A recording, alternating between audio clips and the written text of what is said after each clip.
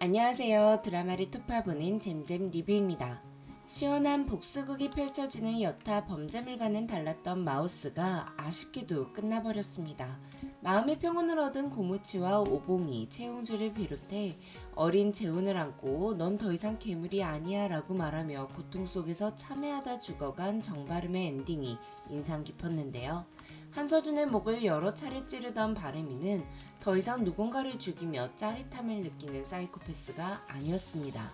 고무치와 채용주와의 약속을 지키기 위해 모든 일이 시작이나 마찬가지인 한서준을 죽이던 바람의 손이 떨리던 디테일이라니.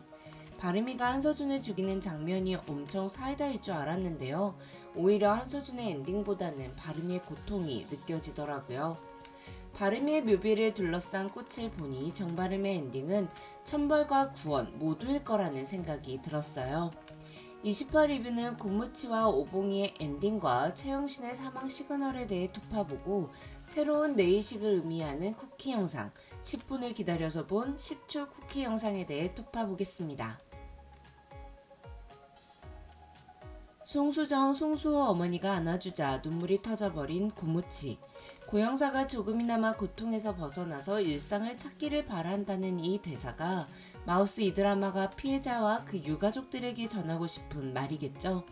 양말을 꼬집꼬집하는 게 왜 이리 8살 아이 같은지 한서준에게 부모님을 잃었던 어렸을 때의 무치로 돌아가 위로를 받는 느낌이었어요. 성지혜는 고무치에게 요한이가 총을 맞은 이후 회복되었으나 한서준에 의해 산채로 뇌이식을 당해 죽었다는 걸 알려줬습니다. 하지만 고무치는 3년이 지난 이후에도 성요한에 대한 죄책감을 여전히 안고 살아가고 있었는데요. 그러나 고무치의 삶은 과거의 고통에 얽매여 있지 않았습니다. 정바름의 무덤 앞에 선 고무치는 트레이드마크인 가죽 점퍼 안에 노란색 체크무늬 남방을 입고 있습니다. 이 남방은 정바름이 고무원을 죽였던 날, 즉 고무치가 셜록 홈즈 방송을 하던 날 입었던 옷입니다. 고무치가 형이 죽었던 날 입었던 옷을 입고 형을 죽인 정바름의 묘 앞에 설 수 있었던 것 자체가 형이 죽은 그날의 고통에 얽매여 있지 않고 남은 삶을 잘 살아내고 있다는 것을 뜻할 거예요. 또한 고무치는 형사를 그만두고 달걀을 판매하는 사업을 시작했습니다. 달걀은 생명의 상징이잖아요. 겉으로는 죽은 듯 보이지만 그 안에는 생명이 깃들어 있어 언젠가는 새로운 생명이 태어나는 달걀을 통해 고무치의 삶이 예전과는 다르다는 걸 의미하는 것 같습니다. 한편 오봉이는 강덕수와 정바름 모두에게서 자유로워진 모습을 보였습니다. 비오는 날 다리를 건널 수 없던 오봉이는 비오는 밝은 대낮 핑크색 꽃무늬 우산을 쓰고 웃으면서 다리를 건넙니다. 오봉이는 비오는 날이며 우산도 없이 바닥만 쳐다보며 웅크리고 앉아 있었어요. 항상 우산을 다른 사람이 가져다 줬죠. 하지만 3년이 지난 후 오봉이는 우산을 직접 들고 비오는 걸 쳐다볼 수 있게 되었습니다. 그리고 은총이 제이와 함께 발견한 새에게 어벙이라는 이름을 지어줬는데요. 이 장면은 정바름에 대한 기억이 봉이를 고통스럽게 할 수 없다는 걸 의미합니다. 즉 오봉이에게 강덕수와 정바름은 과거일 뿐 현재를 지배하지 못한다는 거죠.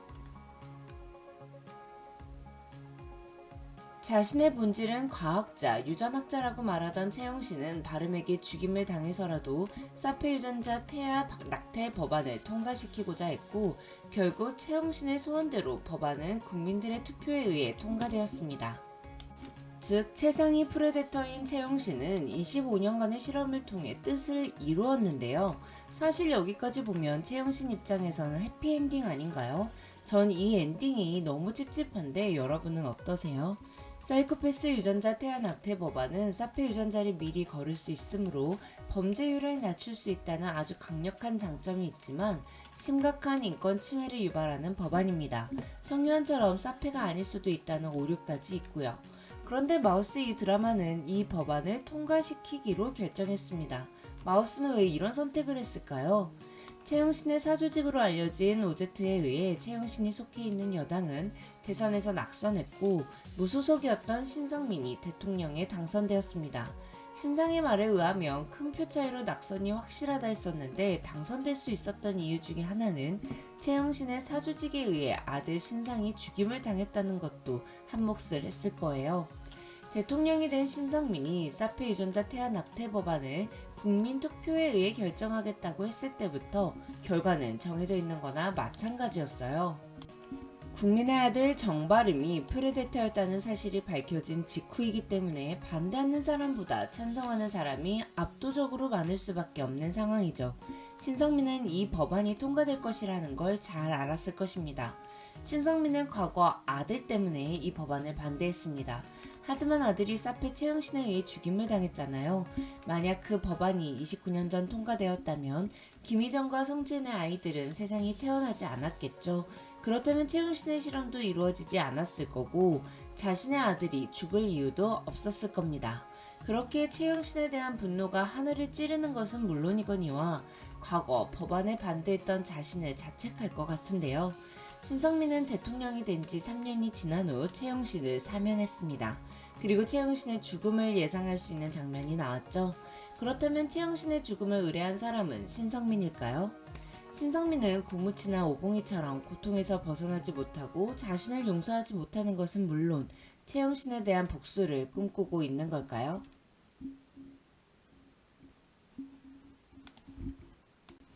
엔딩에서 특별 출연을 해주신 김요한님과 표창원님께 감사드린다고 되어 있는 걸 보고 깜짝 놀랐어요.